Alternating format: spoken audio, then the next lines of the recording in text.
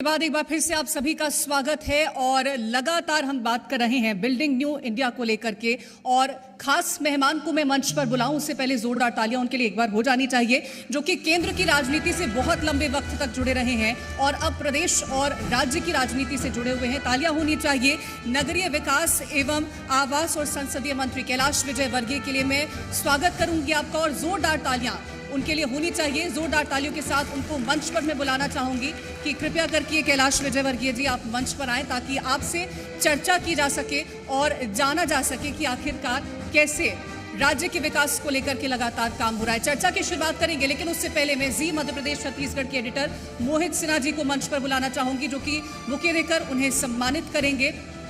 तो तालियां होनी चाहिए कैलाश विजयवर्गीय जी के लिए, जो एक बहुत बड़ा कद रखते हैं राजनीति में और कैसे वो केंद्र की राजनीति से प्रदेश की राजनीति में जब उन्होंने एंट्री ली तो वो कौन से ऐसे बड़े काम हैं जो कि किए गए हैं, वो आज हम इस मंच के जरिए जानने की कोशिश करेंगे। तो तालियां कैलाश विजयवर्गीय जी के लिए होनी चाहिए और सुनिएगा कि वो कौन सी ऐसी बेहद महत्वपूर्ण बातें आज इस मंच के जरिए साझा करते हैं। ओवर टू यू प्रेरणा। बहुत शुक्रिया कीर्ति, और आप भी आइए इस चर्चा में मुझे ज्वाइन करिएगा। बहुत स्वागत करती हूँ सर आपका। और कैलाश विजयवर्गीय एक ऐसा नाम जिन्हें पहचान की जरूरत नहीं है।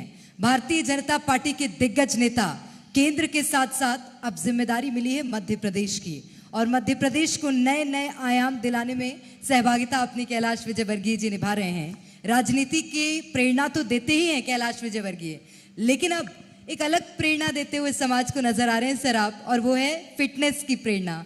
जिम में पसीना बहा रहे हैं और जनता उसे फॉलो भी कर रही है। कैलाश भैया के मार्गदर्शन में चलेगी जनता। देखिए, जब आप एक समाज के बीच में जवाबदार व्यक्ति बन जाए तो समाज सही दिशा में जाए। अपने को तो संदेश देते रहना चाहिए, उसमें से कुछ लोग संदेश का पालन करते हैं, कुछ लोग नहीं करते। और मुझे बहुत अच्छा लगा कि जब मैंने वीडियो भेजा तो बहुत लोगों ने कहा कि हमारे पास तो जिम नहीं है, आपके पास जिम में इंस्ट्रूमेंट है। तो अब मैं एक वीडियो और बनाने वाला हूँ कि बिना जिम के भी घर पे एक्सरसाइज की जा सकती है, और वो भेजूँगा कि आप भले ही जिम नहीं हो पर घर के अंदर सिर्फ 20 बाय 10 का स्थान कोई ऐसा चुन लें, एक मैट हो और आप अच्छे तरीके से एक्सरसाइज कर सकते हैं। इसका एक वीडियो मैं और बनाने वाला हूँ अभी।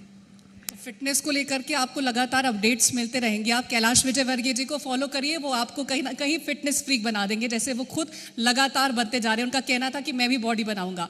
जब हम फिटनेस की बात करते हैं, अब बात कर लेते हैं राजनीति की, क्योंकि राजनीति इस वक्त अगर हम देखें तो मध्य प्रदेश में तो लगातार चरम पर देखने को मिल रही है, वहां दिल्ली में भी चरम पर देखने को मिल रही है। और अभी जिस तरह से विधानसभा सत्र चल रहा था मध्य प्रदेश में, आज जिस तरह से हमने देखा कि समाप्ति की ओर हो गया, लेकिन ये जो इतने दिन रहे, इसमें क्या वो महत्वपूर्ण विषय रहे जिसको लेकर के सरकार की ओर से तमाम वहां पर चर्चाएं की गई, और विपक्ष की क्या भूमिका आपने देखी इस दौरान, उसको लेकर के क्या कहेंगे? देखिए, विपक्ष का काम है विरोध करना, और सकारात्मक विरोध होता है तो हम स्वागत करते हैं। और सरकार का काम है सकारात्मक काम करना, उसमें गलती ढूंढकर सरकार को मार्गदर्शन देना, ये विपक्ष की जवाबदारी है। यदि विपक्ष अपनी जवाबदारी का निर्वहन करता है तो एक अच्छा विपक्ष माना जाता है। और यदि विपक्ष सिर्फ न्यूसेंस करे और विरोध के लिए विरोध करे तो मैं समझता हूँ उस देश का दुर्भाग्य होता है।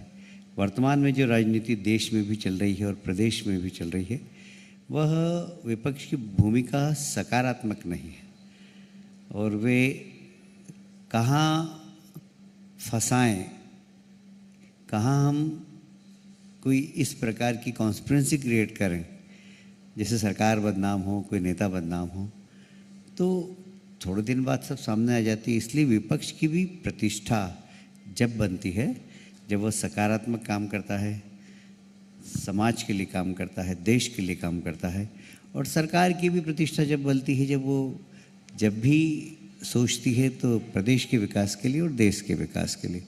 इसलिए हमें इस बात का गर्व है कि हम मोदी जी के नेतृत्व में देश को विकसित होता हुआ देख रहे हैं, और प्रदेश में डॉक्टर मोहन यादव जी के नेतृत्व में प्रदेश को भी विकसित होते हुए देख रहे हैं। बिल्कुल, और मध्य प्रदेश में डॉक्टर मोहन यादव के नेतृत्व में 1 साल हो गए हैं सरकार को चलते हुए, और ये 1 साल बेमिसाल रहा है और योगदान आपका भी बेमिसाल रहा है सर। कैसे आप अपने इस 1 साल के सफ़र को देखते हैं? देखिए, हमारे माननीय मुख्यमंत्री जी में काम करने की ऊर्जा है, नया सोचते हैं और तत्काल उन्होंने मध्य प्रदेश के युवाओं को रोज़गार मिलना चाहिए, उसके लिए बाहर से इन्वेस्टमेंट आना चाहिए, इंडस्ट्रीज़ आना चाहिए। तो पूरे प्रदेश में इन्वेस्टर मीट की, फिर पिछले दिनों विदेश गए, वो विदेश से भी 70,000 करोड़ के प्रदेश में इन्वेस्टमेंट के प्रस्ताव लाए हैं। फिर इंडस्ट्रियलिस्ट और बाकी लोगों ने कहा कि हम निवेश करना चाहते हैं, पर आपके यहाँ कुछ बातें ऐसी हैं जो हमें इंडस्ट्री डालने में परेशान करती हैं, जैसे हर बात के लिए अपराधी घोषित करना। तो हमने जितना दंडात्मक कार्रवाइयाँ थी उसको सरल करके और उसको पेनल्टी में बदल दिया। अपराध नहीं है, ये गलती है आपकी। अपराधी होना और गलती होना, तो गलती का आप दंड दीजिए, अपराध का दंड मत दीजिए। ऐसे हमने बहुत सारे परिवर्तन किए हैं। तो व्यवसाय अनुकूल वातावरण बनाना, इसके लिए सरकार, जैसा मोदी जी ने केंद्र के अंदर प्रयास किया, वैसे हम मध्य प्रदेश में प्रयास कर रहे हैं। आज हम इंदौर में मौजूद हैं और इंदौर में जब हम बात करते हैं इंदौर, तो सबसे पहले दिमाग में आता है स्वच्छता को लेकर के, फिर खान पान का भी दिमाग में आता है कि फेमस है बहुत ज़्यादा। अब ऐसे क्या बड़े बदलाव इंदौर में देखने को मिलेंगे? अगर हम उद्योगों को लेकर के बात करें तो क्या आगे का प्लान रहने वाला है? देखिए, इंदौर एक बहुत ही चार्मिंग शहर है, वार्मिंग शहर है और बहुत वाइब्रेंट शहर है। तो यहाँ बहुत संभावना है और हमें गर्व है कि देश भर के लोग इंदौर की सफाई देखने आते हैं। हम चाहते हैं देश भर के लोग इंदौर का वाटर कंजर्वेशन देखें, देश भर के लोग इंदौर में किस प्रकार हम पर्यावरण के लिए काम कर रहे हैं वो देखें, देश भर के लोग आकर ये देखें किस प्रकार हम ट्रैफिक मैनेजमेंट करते हैं। तो हम इस दिशा में अभी बहुत काम कर रहे हैं, आगे आने वाले समय में करेंगे भी, क्योंकि अभी हमारे लिए सबसे बड़ी चुनौती है वो ट्रैफिक। और इंदौर वो शहर है जहाँ जनसंख्या के हिसाब से पूरे देश के अंदर सर्वाधिक विकल्प अगर किसी शहर के अंदर है तो हमारे शहर में। उसके बहुत सारे कारण हैं कि मास ट्रांसपोर्टेशन जितना चाहिए उतना नहीं है। तो हम इस दिशा में बहुत शहर के और देश के जो विद्वान लोग हैं उनके साथ बैठकर ट्रैफिक सर्वे करा रहे हैं और किस प्रकार इंदौर शहर का ट्रैफिक अच्छा हो। पर्यावरण की दृष्टि से अभी हमने पिछले दिनों 51 लाख पेड़ लगाए, नहीं सिर्फ 51 लाख पेड़ लगाए बल्कि एक दिन में 12,40,000 पेड़ लगाए हमने, जिसका कि माननीय प्रधानमंत्री जी ने व्यक्तिगत रूप से एक पत्र मुझे लिखा और मन की बात में 2 बार उल्लेख किया कि एक पेड़ माँ के नाम का इंदौर ने रिकॉर्ड बनाया। हम एक रिकॉर्ड और बनाएंगे। हमने एक दिन में 12,40,000 पेड़ लगाए हैं। ये 12,40,000 पेड़ 100% जिंदा रहेंगे, इसके लिए अब हम काम कर रहे हैं। तो मैं अभी मुख्यमंत्री जी के कार्यक्रम में अगर विलम्ब हुआ तो सब यहाँ से सीधा वहीं जाऊँगा, रेवती रेंज है जहाँ हमने 12,40,000 पेड़ लगाए, उसकी व्यवस्थाएं देखूँगा। तो मैं अभी तक वहाँ जब भी इंदौर आता हूँ तो एक बार जाता हूँ, दिन में समय नहीं मिलता तो रात में जाता हूँ कि पानी मिल रहा है कि नहीं मिल रहा है। वहाँ मैंने सर्च लाइट लगा रखी है तो रात में भी मुझे वहाँ दिख जाता है। तो पानी की व्यवस्था करना, पेड़ कोई डेड नहीं हो जाए, यदि पेड़ डेड हो गया तो वहाँ पर दूसरा पेड़ लगाना उसकी जगह, क्योंकि वृक्षारोपण जब हम करते हैं ना तो एक पेड़ों को भी शौक लगता है, ये शौक के कारण पेड़ डेड हो जाते हैं। तो हम उन डेड पेड़ को निकाल कर नए पेड़ लगा रहे हैं। तो ये वर्ल्ड रिकॉर्ड होगा, जो वर्ल्ड रिकॉर्ड हमने बनाया है कि एक दिन में इंदौर की जनता ने 12,40,000 पेड़ लगाए। अब इंदौर की जनता ने 12,40,000 पेड़ लगाकर उनको जिंदा रखा, ये भी एक वर्ल्ड रिकॉर्ड होगा। बिल्कुल, और इसमें आपका भी बहुत बड़ा योगदान था। 51 लाख पौधे लगाने का जो लक्ष्य था वो इंदौर ने प्राप्त किया। इंदौर से जितना प्यार कैलाश विजयवर्गीय जी को है उतना ही प्यार इंदौर की जनता भी इनसे करती है। मुझे याद है एक बार आपका जन्मदिन था, उससे 1-2 दिन पहले मैं कुछ इंदौर के लोगों से बात कर रही थी, उन्होंने बोला हम व्यस्त हैं कल, बोलते हैं कल भैया का बर्थडे है। किसका बर्थडे है? कैलाश भैया का बर्थडे है। तो इतने सौम्य नेता है, मैं ये बताने की कोशिश कर रही हूँ। लेकिन सौम्य के साथ साथ एक सख्त अंदाज आपका नजर आया है। एक विषय है बांग्लादेश में जिस तरह से घटनाक्रम घट रहे हैं, उसके बाद अब बांग्लादेशी घुसपैठियों को यहाँ पर खोजबीन करके उनकी और उन्हें अब उन पर सख्त एक्शन लिया जा रहा है देश में। ऐसा ही कदम उठाने की बात सख्त लहजे में कैलाश विजयवर्गीय ने मध्य प्रदेश में भी की है। उसको आप अपने उस बयान से कितना समर्थन व्यक्त करते हैं?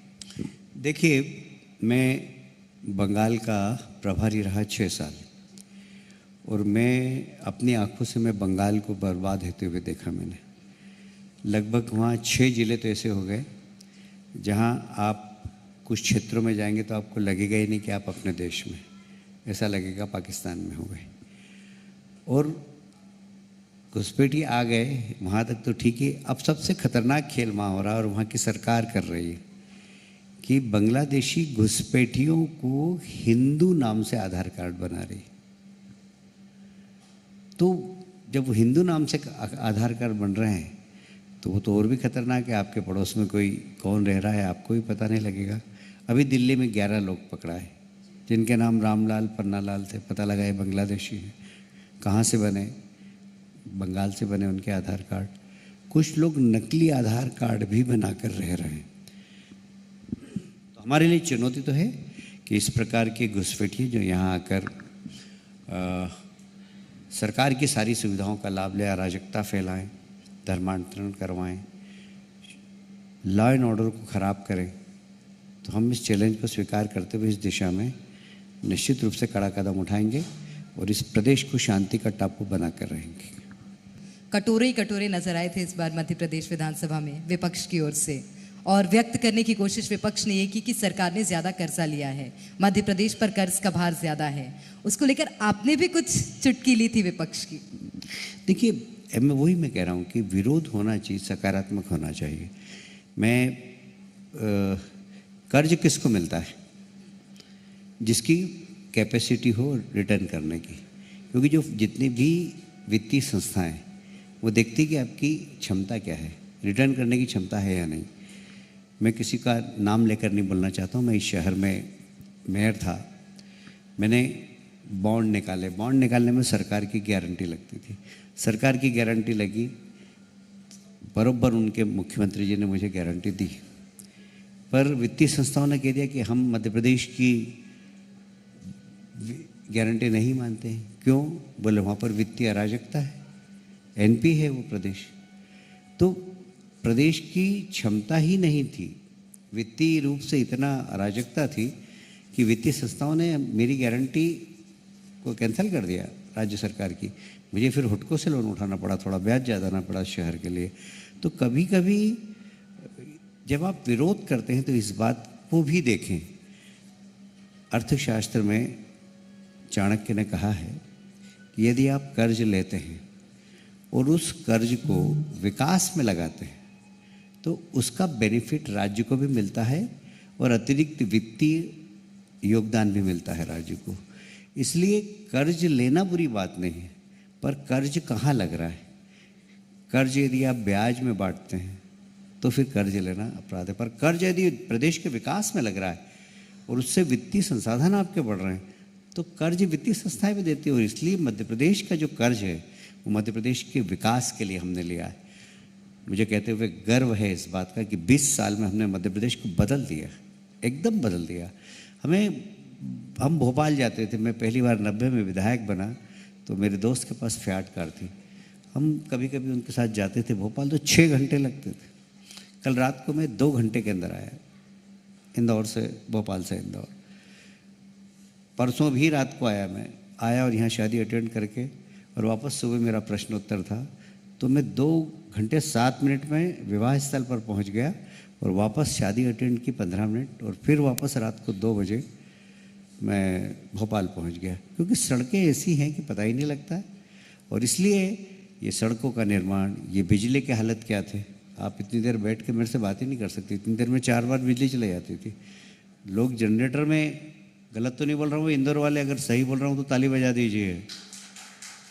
बिजली की हालत बहुत ख़राब थी और हमने बिजली सरप्लस स्टेट है ये बिजली का, मतलब आज हम उद्योग को बुला रहे हैं तो हमसे कहते हैं जितनी बिजली चाहिए आप लीजिए, और अन्य राज्यों की तुलना में हम सस्ती बिजली दे रहे हैं। गुजरात से सस्ती है, राजस्थान से सस्ती है हमारी बिजली उद्योगों के लिए। तो मध्य प्रदेश अगर कर्ज ले रहा है तो उससे विकास कर रहा है, इस बात को लेकर। और पर कैपिटा इनकम बढ़ी है मध्य प्रदेश की। आरबीआई के हवाले से एक बयान निकल के सामने आता है, क्योंकि हमने देखा कि कई तरह की योजनाएं हैं जिससे जनता को फायदा पहुंचाने को, जनता को कैसे मजबूत किया जाए आर्थिक तौर पर, उसके लिए योजनाएं चलाई जाती हैं। लेकिन आरबीआई के हवाले से ये निकल के सामने आया कि प्रदेशों को इस बारे में सोचना चाहिए कि अगर आप इस तरह से वित्तीय योजनाएं दे रहे हैं तो उसका क्या असर पड़ने वाला है। तो क्या इस दिशा में भी कोई सोच है सरकार की? देखिए, डेमोक्रेसी जितनी अच्छी है, जितनी खूबसूरत है, उतनी ही डेमोक्रेसी में कुछ मजबूरियां भी होती हैं। जो मैं बोल रहा हूं उसको बहुत ध्यान से सुनना। एक होता है लोकप्रिय निर्णय और एक होता है लोकहित का निर्णय। जो लोकप्रिय निर्णय होता है, जैसे मैं अभी घोषणा कर दूं कि मध्य प्रदेश में संपत्ति कर माफ, किसी को संपत्ति कर देने की ज़रूरत नहीं, तो शहर के सारे फूल मेरे गले में डल जाएंगे, क्योंकि बड़ी लोकप्रिय। पर वो लोकहित का है क्या? अगर मैं संपत्ति कर माफ कर दूं तो नगर निगम में तनख्वाह नहीं बटे। इसलिए लोकप्रिय निर्णय होना चाहिए, पर लोकहित का ध्यान रखना चाहिए। और डेमोक्रेसी में इसी बात का हमेशा राजनीतिक दलों को ध्यान रखना चाहिए। मुझे गर्व है कहते हुए कि हम जो भी योजनाएं बनाते हैं तो हम कर्जा लेके नहीं बनाते। हमारी वित्तीय क्षमता है कि नहीं? हमारी वित्तीय क्षमता है तो हम योजना देते हैं। हमें 5 साल में चुनाव जीतना है तो लोकप्रिय निर्णय भी लेना पड़ेंगे, लोकहित के साथ साथ। तो डेमोक्रेसी की जो खूबसूरती है उसमें कहीं ना कहीं एक कहते हैं कि बीच में थोड़ा सा अवरोध भी है। वह अवरोध जनता जब 100% मैच्योर हो जाएगी तो फिर कभी नहीं रहेगी। अभी दुर्भाग्य है, मैं आरोप नहीं लगा रहा हूँ, पर मैं ये कहना चाहता हूँ कि देश के जो पढ़े लिखे लोग हैं, जो समझते हैं प्रजातंत्र का मतलब, उनका वोटिंग परसेंटेज 35 से 40% वोट डालने नहीं जाते।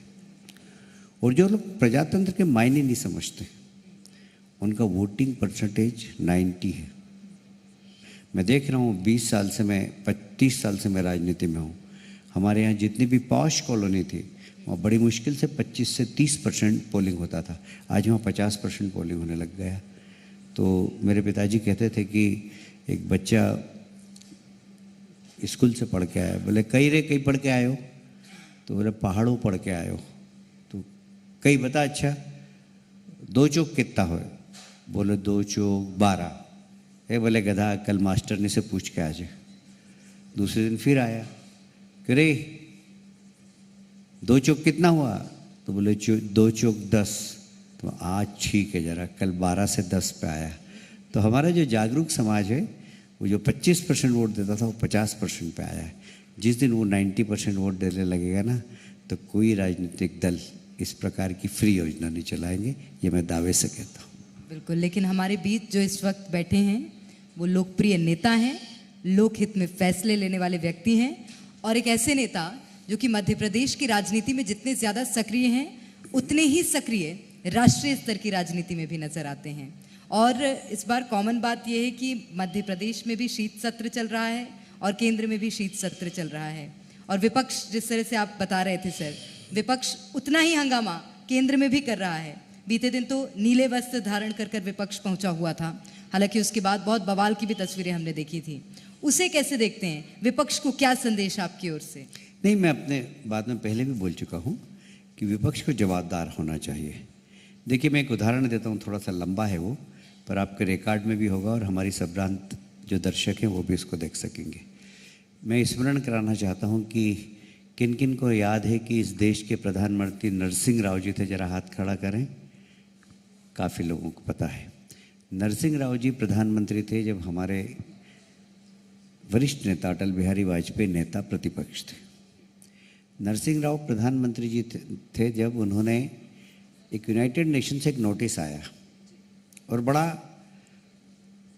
दबाव वाला नोटिस था, क्योंकि दुनिया के मुस्लिम राष्ट्रों ने भारत सरकार के ऊपर आरोप लगाया कि आप जम्मू कश्मीर में मानव अधिकार का हनन कर रहे हैं, और यदि आपने ठीक जवाब नहीं दिया यूनाइटेड नेशन में तो आपके ऊपर प्रतिबंध लगाएंगे। देखिए, दुनिया की पॉलिटिक्स के अंदर, वर्ल्ड पॉलिटिक्स के अंदर किसी भी विकसित देश के लिए प्रतिबंध बड़ा नहीं होता है, पर विकासशील देश के लिए प्रतिबंध लगना बहुत मुश्किल होता है। नरसिंह राव जी घबरा गए। उन्होंने अटल जी को बुलाया, अटल जी से कहा, अटल जी ये नोटिस आया है। तो बोले सरकार को जवाब देना चाहिए। बोले नहीं, हमारी पार्टी ने ये सोचा है कि आप इस देश के प्रतिनिधि मंडल का नेतृत्व करें। उस समय सलमान खुर्शीद विदेश मंत्री थे। अरे बोले सलमान जी बड़े स्मार्ट विदेश मंत्री। बोले हाँ है तो सही, पर वो आपके नेतृत्व में जाएंगे। अटल जी कार्यालय आए, इत्तेफाक से मैं भी कार्यालय में था, उस समय नेशनल वाइस प्रेसिडेंट था। अडवाणी जी से बात की, हमारे सब नेताओं से बात की, वेंकैया नायडू जी से, प्रमोद महाजन भी थे उस समय, अरुण जेटली जी थे, सबसे बात की और पार्टी ने निर्णय लिया कि अटल जी को जाना चाहिए। हमारी पार्टी के लिए सम्मान की बात है। अटल जी वहाँ गए। जेनेवा में मीटिंग थी। जेनेवा की मीटिंग में अटल जी ने भारत का पक्ष रखा। सारे मुस्लिम राष्ट्रों ने अटल जी की बात पर विश्वास किया और वो जो नोटिस था उसको वहीं डस्टबिन में डाल दिया। ये भारत की बहुत बड़ी जीत थी। जब अटल बिहारी वापस आए तो विश्व के सारे पत्रकारों ने घेर लिया कि आप नेता प्रतिपक्ष हैं, आप लोकसभा में तो पानी पी पी के गाली देते हैं कांग्रेस की सरकार को, और यहाँ सरकार को रिप्रेजेंट कर रहे हैं, उसकी तारीफ कर रहे हैं। तो अटल बिहारी वाजपेयी का जवाब था कि मैं अभी पार्टी का झंडा कार्यालय में रख के आया हूँ, यहाँ देश का झंडा लेके आया हूँ और इसलिए मैं देश की बात कर रहा हूँ। ये विपक्ष होता है, ये जवाबदार विपक्ष होता है। और अभी विपक्ष के नेता हैं, आप उनसे अटल जी की तुलना करिए। वो जाकर कहते हैं हमारे देश के अंदर अल्पसंख्यक नमाज नहीं पढ़ सकते। अच्छा बताइए, यहाँ पर कोई मुस्लिम भाई हैं क्या? जरा हाथ खड़ा करें। कोई मुस्लिम है? बहन जी, आपको नमाज पढ़ने से कोई रोकता है? कोई रोकता? आज तक किसी ने रोका? अब बताइए, विदेश में जाकर हमारे देश को बदनाम करना। सरदार हमारे यहाँ पगड़ी नहीं बांध सकते। कोई सरदार है यहाँ? सरदार जी, आपको पगड़ी बांधने से कोई रोकता है? आपको कड़ा पहनने से कोई रोकता है? बल्कि और सम्मान देते हैं हम सरदार को। हम सिख समाज का सम्मान करते हैं। पर विदेश में जाकर भारत का इस प्रकार बदनाम करने वाले नेता प्रतिपक्ष हैं। तो इसलिए प्रतिपक्षी भूमिका क्या आप समझ सकते हैं। और एक तरफ अटल बिहारी वाजपेयी जैसे महान नेता थे जो कांग्रेस की सरकार में देश का प्रतिनिधित्व करते हैं, और वहाँ कहते हैं कि मैं देश के लिए राजनीति करता हूँ, पार्टी मेरे लिए बाद में। ये अंतर है हमारे दल में और अन्य दलों में। बहुत शुक्रिया कैलाश विजयवर्गीय जी, आपका इस मंच पर बिल्डिंग न्यू इंडिया जी मध्य प्रदेश छत्तीसगढ़ का ये खास कार्यक्रम जिस पर आप यहाँ पर आए, हमारे साथ चर्चा करी और क्या सरकार का पूरा ये 1 साल का कार्यकाल रहा उसके बारे में तमाम जानकारियां दी। बहुत शुक्रिया आपका। धन्यवाद जी, बहुत बहुत धन्यवाद। बहुत शुक्रिया कीर्ति।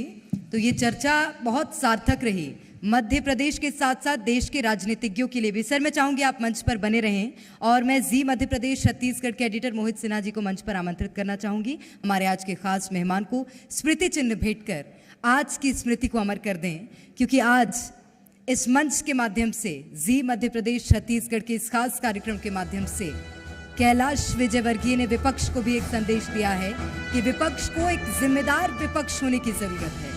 सरकार को कहाँ काम करने की जरूरत है और किस तरह से काम किए जा रहे हैं, वो बात तो स्पष्ट कर ही दी आज मध्य प्रदेश के कैबिनेट मंत्री और भारतीय जनता पार्टी के दिग्गज नेता कैलाश विजयवर्गीय ने।